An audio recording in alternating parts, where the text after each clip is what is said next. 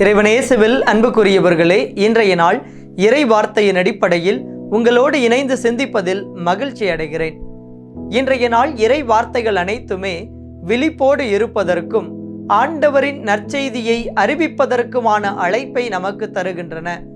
ஆண்டவர் இயேசு கிறிஸ்துவின் அருள் அடையாளங்கள் வழியாக அவரது ஆற்றலையும் அருளையும் அனுதினமும் பெற்று கொண்டிருக்கக்கூடிய நாம் ஒவ்வொருவருமே நாம் அவரின் இறை வார்த்தையை அறிவிக்கின்ற மனிதர்களாக இச்சமூகத்தில் இருக்க வேண்டும் என்பதை உணர்ந்து கொள்வதற்கான அழைப்பை இறைவன் இன்றைய நாளில் தருகிறார்.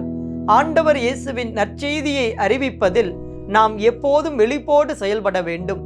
எப்படி விழிப்போடு இருந்த 10 தோழிகள் மணமகனை கண்டு கொண்டார்களோ, அதுபோல ஆண்டவர் இயேசுவின் 2ஆம் வருகை வரை அவரை பற்றிய நற்செய்தியை அடுத்தவருக்கு அறிவிக்கக்கூடிய மனிதர்களாக நாமும் விழிப்போடு செயல்பட வேண்டும் என்பதை இன்றைய நாள் இறை வார்த்தையின் வழியாக இறைவன் நமக்கு உணர்த்துகிறார்.